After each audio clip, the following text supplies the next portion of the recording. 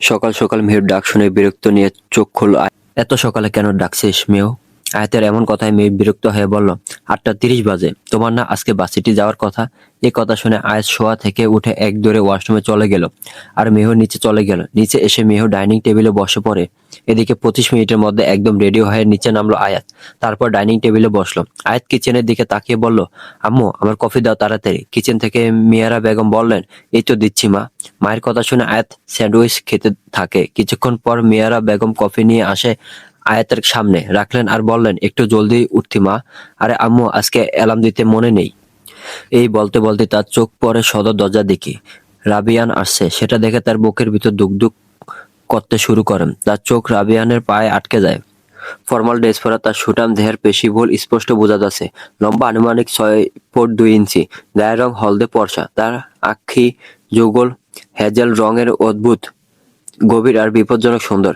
মনির চারপাশে সোনালি আগুনের মতো এক আভা, যেন ভিতরে নীরব কোনো ঝড় চলছে। সবুজ আর বাদামি মিশ্র ছায়া এমন ভাবে মিশিয়া ছিল যেন বনভূমির গভীর সন্ধ্যার শেষ আলো আটকে আছে।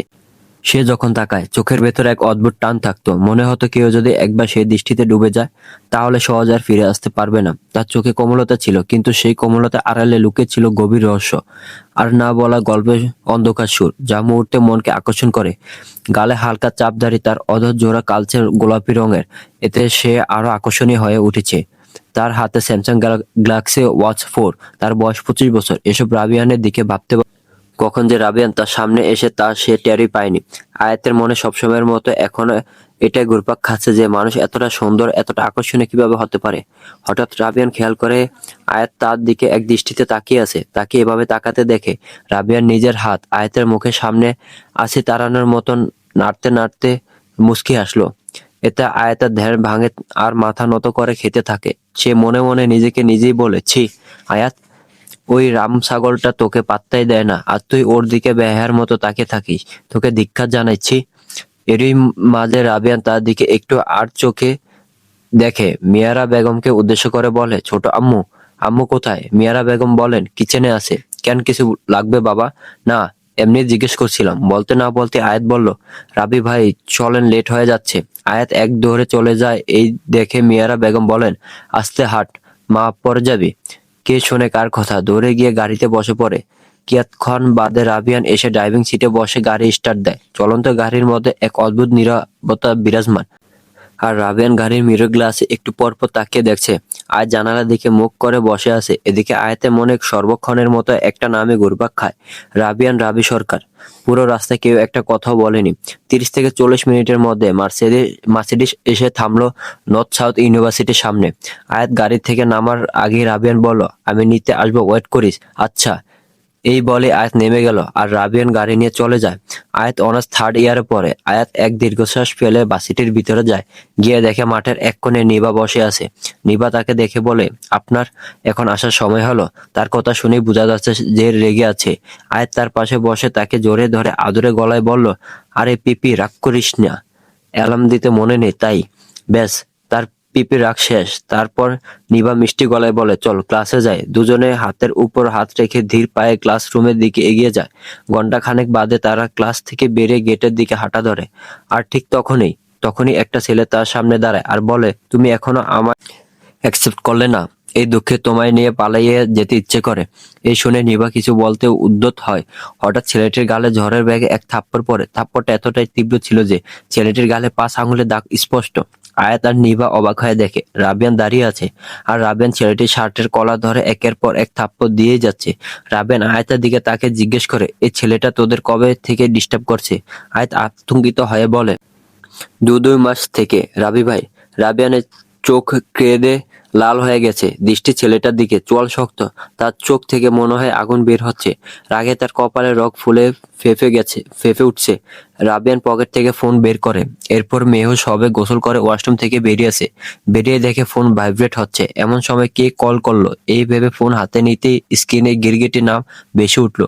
এই সময় আয়েশ কেন কল করছে নিজের মনে প্রশ্ন করে। তারপর ভ্রু কুঁচকে ফোন রিসিভ করতে উপর থেকে আয়েশ কর্কশ গলায় বলে, এই বেয়াদব, এত সময় লাগে কল ধরতে? এমনি তো সারাদিন মোবাইল নিয়ে গুতাগুতি করিস, আর আমি ফোন দিলে জন্মের কাজ এসে হাজির হয়। হ্যাঁ? কথাগুলো এক শ্বাসে বলে থামে আয়াশ। আয়েশ মেয়েকে কিছু বলতে না দিয়ে আবার নরম গলায় বলে, আমার পেয়ারি বেবি, ভাইয়া কোথায়? আমার কল ধরছে না। মেয়ের কপালে ভাঁজ পড়লো। মানুষ এত তাড়াতাড়ি রং কিভাবে বদলায়? ভাবতে ভেতর থেকে দীর্ঘশ্বাস বেরিয়ে এলো। মেহ বিরক্ত হয়ে বলে, ভাইয়া তো কিউটিতে আনতে বাসিটি গেছে। ও বলে আয়েশ কল কেটে দেয়। আর মেহ ভাবতে থাকে, এই তাহসিন আয়েশ সরকার সত্যি একটা গিরগিটি, শালা গিরগিটি কোথাকার। এরপর আয়াত ও নিবার দিকে তাকিয়ে বলে, তোরা গাড়িতে বস, আমি আসছি। রাবেন বলার সাথে সাথে তারা দুজন ভয়ে ভয়ে ধীর পায়ে এগিয়ে যায়। ওরা যেতেই রাবেন ফোনের ক্যামেরা অন করে, ছেলেটার ছবি ক্লিক করে আর ছেলেটার দিকে তাকিয়ে দাঁতে দাঁত চেপে বলে, এখন থেকে গুনে গুনে 2 ঘন্টার ভেতর তোর জায়গা হবে কোনো জানোয়ারের পেটে কিংবা কোনো নর্দমায়। এই বলে সে চলে যায়। যেতে যেতে মোবাইলে কাউকে মেসেজ করে বলে, ইজান একটা ছবি দিচ্ছি, 1 ঘন্টার মধ্যে ওকে উত্তরের হাউজে চাই। রাবেন এসে ড্রাইভিং সিটে বসে গাড়ি স্টার্ট দেয়। কিছু দূর গিয়ে নিভাকে তার বাড়ির সামনে নামিয়ে দেয়। নিভা আয়াতকে বিদায় দিয়ে চলে যায়। গাড়ি চলতে শুরু করে। মিনিট 5 পর গাড়ি এসে থামলো শান্তনীর কুঞ্জ সামনে। আয়াত গাড়ি থেকে বেরিয়ে বাড়ির ভিতর চলে যায় আর রাবেন গাড়ি ঘুরিয়ে চলে যায়। উদ্দেশ্য উত্তরে গোডাউনে যাওয়া। আয়াত বাড়ির ভিতর ঢুকতেই দেখে সাইকা ফুফি এসেছে, সাথে মিশিও এসেছে। আয়াত দৌড়ে গিয়ে মিশিকে জড়িয়ে ধরে, তার গালে টপাটপ 2টো চুমু খায় আর জিজ্ঞেস করে, কেমন আছো মিশি? আলহামদুলিল্লাহ ভালো, তুমি কেমন আছো? আমিও ভালো। আচ্ছা আমি ফ্রেশ হয়ে আছি। এই বলে সে সিঁড়ির দিকে হাঁটা ধরে। 2 সিঁড়ি উঠতে তার হাসি মুখটা চুপসে যায়। আয়াত দেখে সিঁড়ি দিয়ে আরশ নামছে। আয়াত আরশকে একটু সহ্য করতে পারে না। এমনি আরশ ছেলেটা ভালো, কিন্তু কেন কেন যেন আয়াতের ওকে সহ্য হয় না। আরশ আয়াতকে দেখে হালকা হাসি দিয়ে ওর দিকে এগিয়ে আসে আর বলে, কেমন আছো লিটল গার্ল? আয়াত জোরপূর্বক হেসে উত্তর দেয়, ভালো আছি ভাইয়া, আপনি কেমন আছেন? জি ভালো। যাও ফ্রেশ হয়ে আসো। এরপর আয়াত নিজের ঘরে চলে যায়। আরশ এই মুচকি হাসি দিয়ে লিভিং রুমে চলে গেল।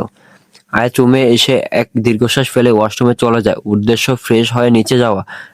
এক অন্ধকার জায়গায় অচেতন অবস্থায় পড়ে আছে কোনো যুবক। যুবকটি ধীরে ধীরে চোখ মেলে তাকায়। সে দেখে চারপাশে শুধুই অন্ধকার। আর যুবকটি অনুভব করে তার হাত পা কিছু দিয়ে বাঁধা।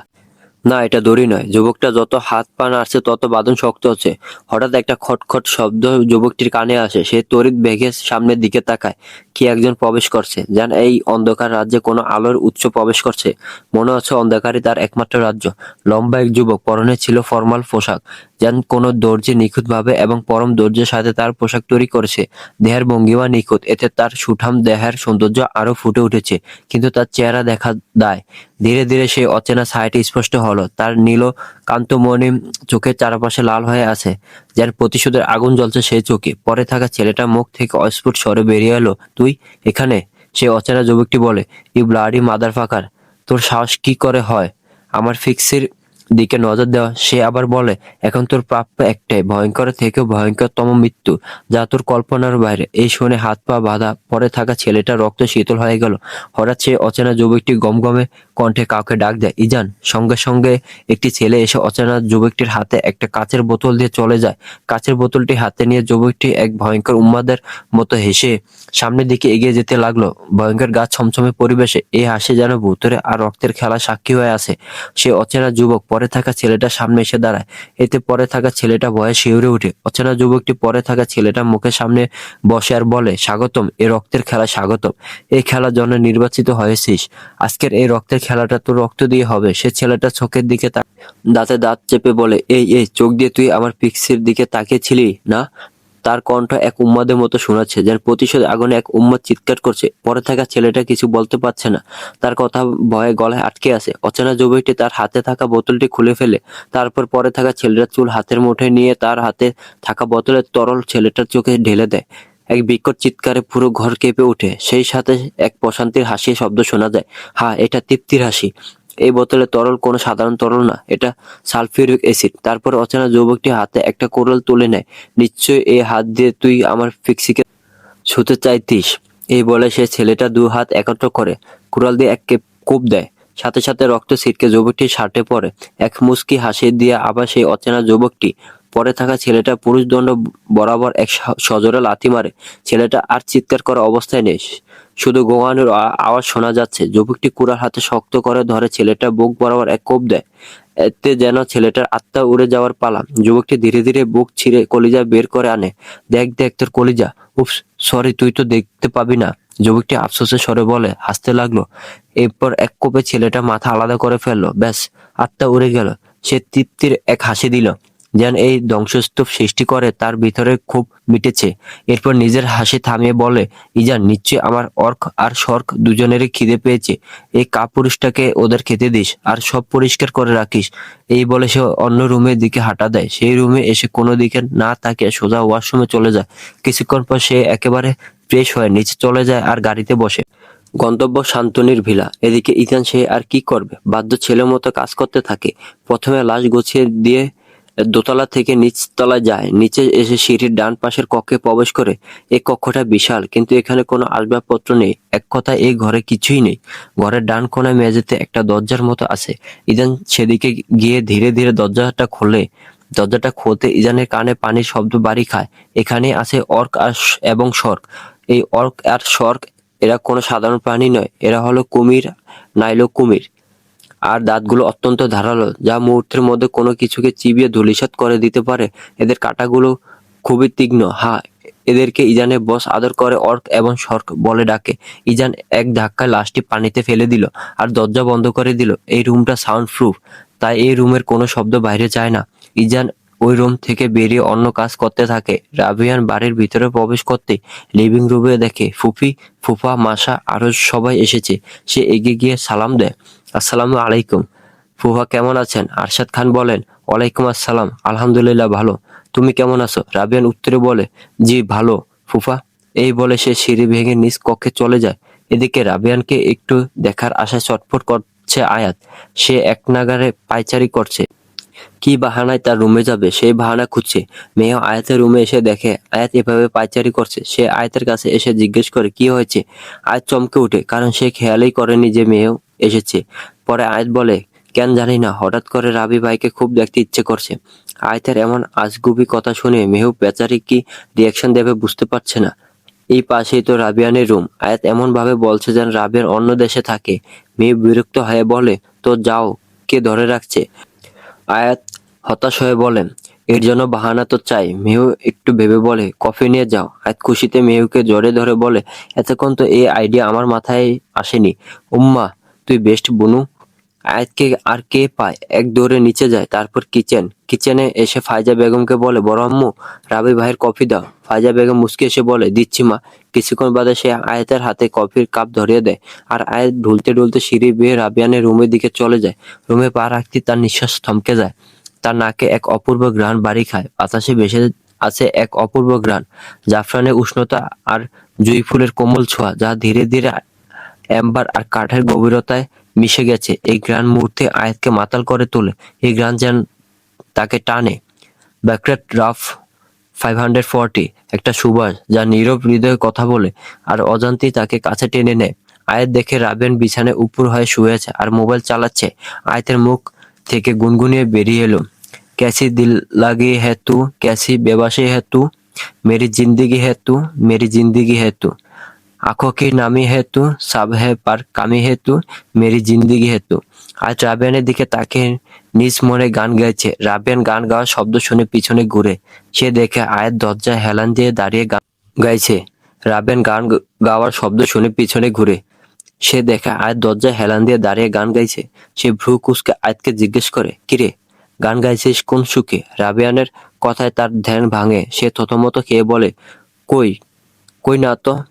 আমি আমি তো আপনাকে কফি দিতে এসেছি। রাবিয়ান হেয়ালি করে বলে, আমি স্পষ্ট শুনেছি তুই গান গাইছিলি। আয়াত চোরের মতো হাসি দিয়ে বলে, আরে আপনি ভুল শুনেছেন হয়তো, এই নিন কফি খান। রাবিয়ান হাত বাড়িয়ে কফি নেয়। এদিকে আয়াত আটকে আছে রাবিয়ানের অ্যাডামস অ্যাপলের দিকে। তার ঘাড়ের ডান দিকে একটা কালো কুচকুচে তিল আছে। আয়াত একটা ঢোক গিলে আয়াতকে এভাবে তাকিয়ে থাকতে দেখে সে ভ্রু কুচকে বলে, এইভাবে তাকিয়ে আছিস কেন, কফি খাবি? আয়াত ঘোরের ভিতরেই বলে, উহু, চুমু খাবো। রাবিয়ান এবার মজার ছলে বলে, আয় চুমু দেই। আয়াত চুপচাপ গিয়ে তার পাশে বসে, তার দৃষ্টি নিবদ্ধ রাবিয়ানের ঠোঁটে। রাবিয়ান ভাবে, মেয়েটা কি পাগল হয়ে গেল নাকি? আগে তো কোনো সময় এরকম বলেনি। করিডোরে মেয়ের ডাক শুনে তার টনক নড়ে। আয়াত কিছু না বলে দৌড়ে চলে গেল তার থেকে। রাবিয়ান হাঁ করে তাকিয়ে রইল। এই মেয়ে সবসময় দৌড় কেন দেয় সে ভেবে পায় না। আস্তে ধীরে গেলেই তো হয়। কিয়ৎক্ষণ বাদে মুখে সেই চিরচেনা গম্ভীর ভাব টেনে ব্যালকনিতে চলে যায়। আজ রাবিয়ানের রুম থেকে বেরিয়ে মিহুর দিকে কটমট দৃষ্টিতে তাকিয়ে বলে, ষাঁড়ের মতো চেঁচামেচি করছিস কেন? মেহু তার এমন দৃষ্টি দেখে ভয় পেয়ে যায়, কারণ সে জানে আয়াতের রাগ কতটা ভয়ঙ্কর। আয়াতের রাগের কাছে মেহু নিতান্তই বিতুর ডিম। মেয়ের কথা ভয়ে তোতলিয়ে যাচ্ছে। নিবা আপি ফ। তার কথার অবস্থা দেখে আয়াত চিৎকার করে বলে, কি হয়েছে বলবি তো? মেয়ে বড় এক শ্বাস নিয়ে নিজেকে শান্ত করে বলে, নিভা আপি কল দিচ্ছে। আয়াত এবার নিজেকে কন্ট্রোল করলো। তারপর সে ঠান্ডা গলায় বলে, ফোনটা এই অসময়ে কল দিচ্ছিস কেন বেয়াদব? ফোন রিসিভ হতে এমন ঝাড়ে খেয়ে হতভম্ব নিভা। সে শান্ত হয়ে বলে, কি হয়েছে? এরকম করছিস কেন? আয়াতের রাগ এবার দ্বিগুণ বেড়ে গেল। সে রাগে গজমজ করতে করতে বলে, শালি ঘসেটি বেগমের বংশধর, তোর জন্য আমি চুমু খাইতে পারি নাই। এহ, এই মেয়ে কাকে চুমু খেতে গেছে? নিভা মনে মনে ভেবে উত্তেজনা নিয়ে জিজ্ঞেস করে, এই তুই কাকে চুমু খেতে গেছিলি?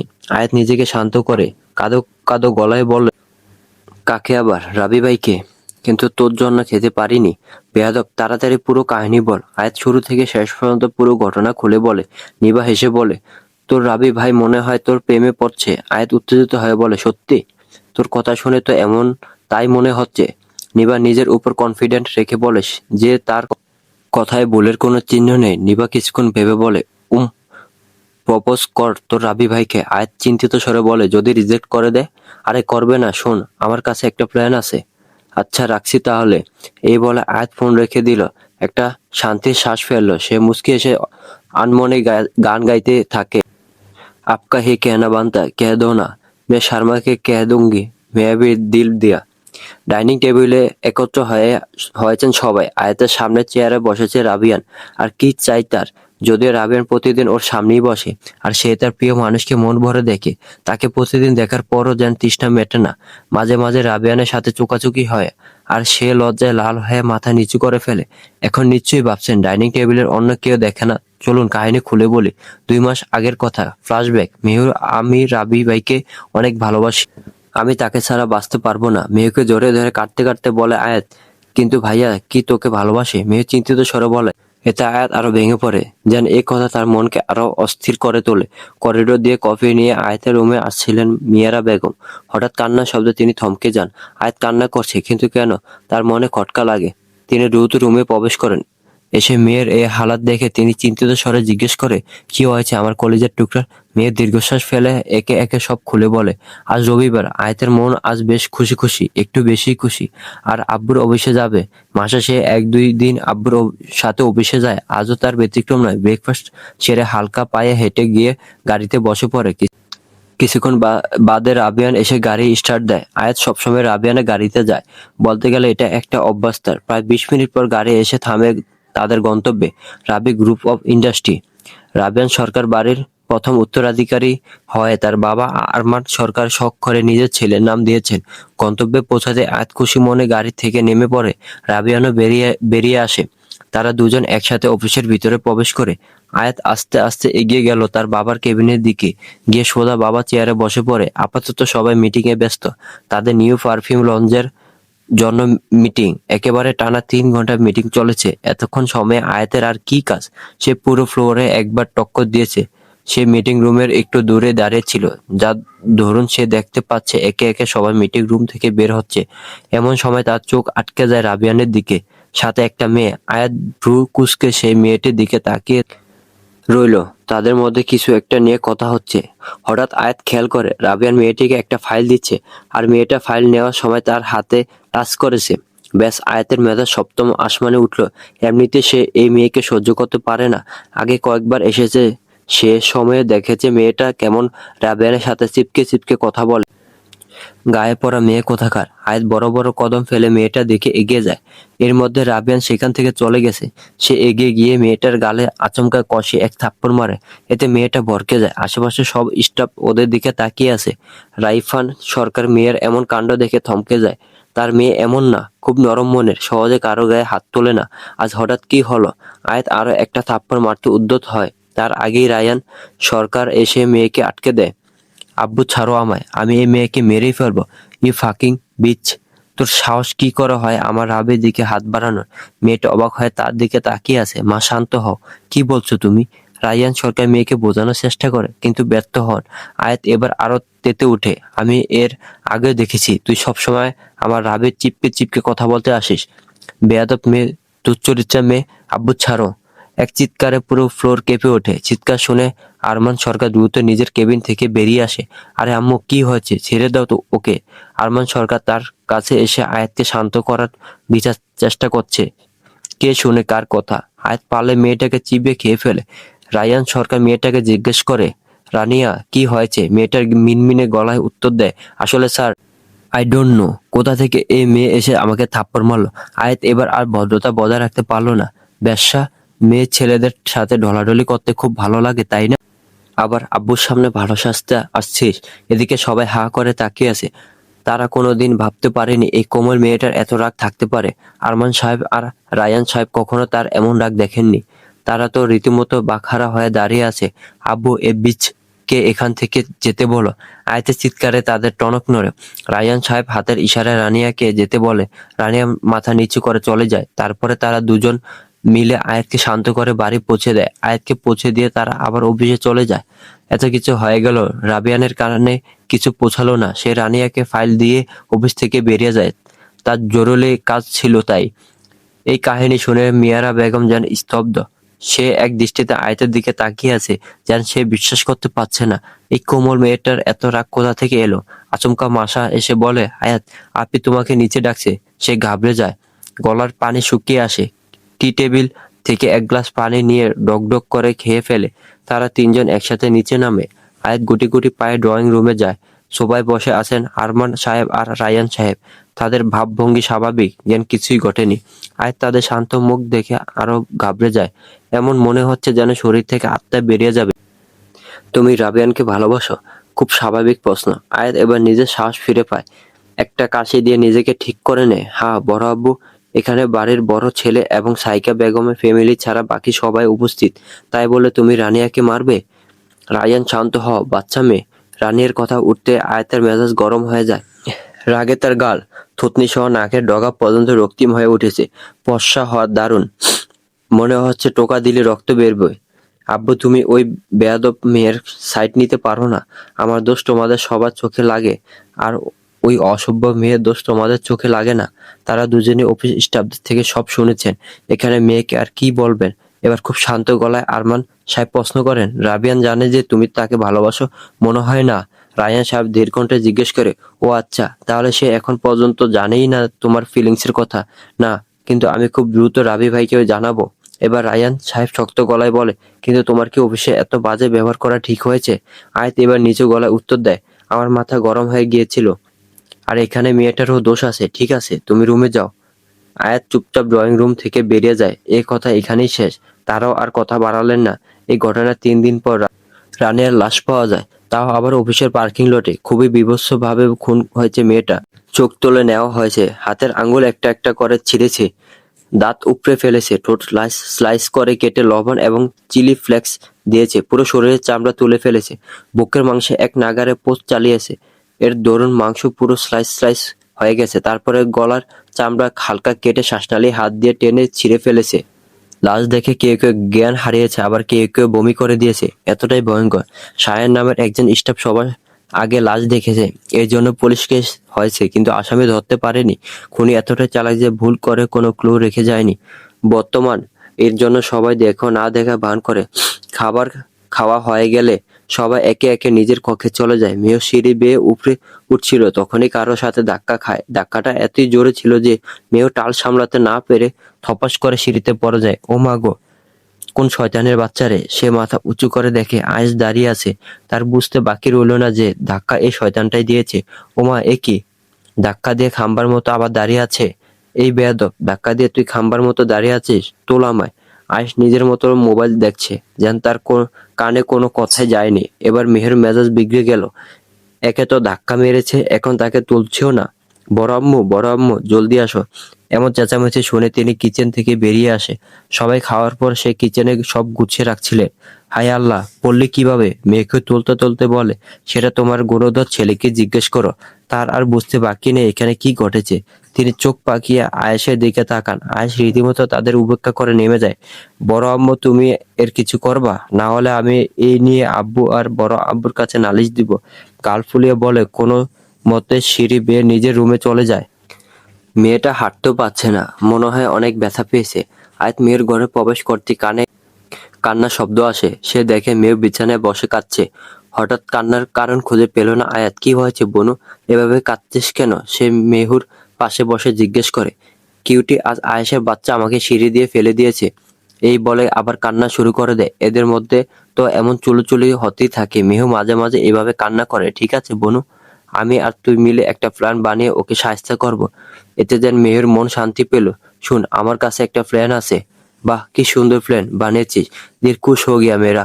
গিরগিটির বাচ্চা, এবার তো কোমর নিশ্চিত ভাঙতেই হবে। এই বলে সে আয়াতকে জড়িয়ে ধরে, সেও জড়িয়ে ধরে। এবার আয়াত অদ্ভুত গলায় বলে, তোর একটা সাহায্য লাগবে আমার। মেয়েও তাকে ছেড়ে জিজ্ঞেস করে, কি সাহায্য বল। মেয়ে অতিরিক্ত খুশি থাকলে আয়াতকে তুই করে বলে।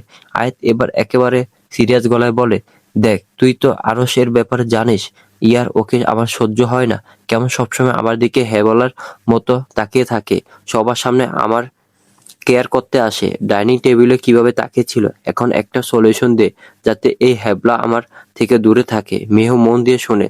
তার একমাত্র বোন, তাকে তো সাহায্য করতেই হবে। মেহু প্রায় 17 মিনিট ভাবনায় ডুবে থাকে। এতক্ষণ ধরে ভেবে বলে, I have a plan, just listen and C.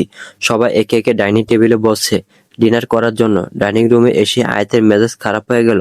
রাবেন এর জায়গায় এ বেয়াদব ছেলে বসে আছে। মেজাজ খারাপ হওয়ারই কথা। তাকে দেখে আরশ একটা হাসি দেয়। রাবেন আর মেহু মুখোমুখি বসেছে। আয়াত এক ভেংচি কেটে মেয়ের দিকে এগিয়ে যায়। বনু, আমার চেয়ারে গিয়ে বস। মেহু কাহিনী বুঝে এক মুচকি হাসি দিয়ে উঠে যায়। আয়াত এবার হাসি মুখে চেয়ারে বসে পড়ে। এভাবেই তাদের ডিনার শেষ হয়। ডিনার শেষে সবাই নিজের রুমে চলে যায় শান্তিতে ঘুমানোর জন্য। আজ তুই কাল হসপিটালের বেডে থাকবি। এক ডেবিল মার্কা হাসি দিয়ে মেয়ে বিছানায় শুয়ে পড়ে।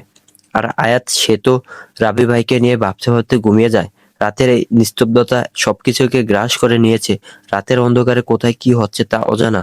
জঙ্গলের ভেতর এক নিস্তব্ধ বাড়ি দাঁড়িয়ে। বাড়িটা দেখতে কোনো প্রাসাদের থেকে কম নয়, কিন্তু এই প্রাসাদের প্রতিটি কোণে কোণে মানুষের রক্ত লেগে আছে। মধ্যরাতে এখানে রক্তের খেলা চলছে, আর চিৎকারের শব্দ প্রতিধ্বনি হচ্ছে। এই জায়গাটা কোনো সাধারণ মানুষ দেখলে সে জ্ঞান হারাবে নিশ্চিত।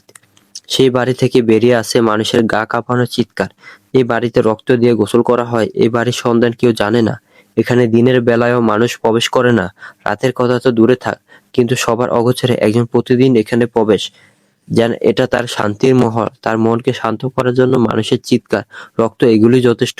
এক পুরুষ আগন্তুক। সে ধীরগতিতে হেঁটে মহলে ভেতর প্রবেশ করে। This is my kingdom and my own hell. তার গমগমে কণ্ঠ পুরো প্রাসাদে প্রতিধ্বনি হতে লাগলো। তার কণ্ঠে এতটাই ভারী এবং শীতল যে জায়গাটা এক অদ্ভুত গভীর নিস্তব্ধতা বিরাজ করতে লাগলো।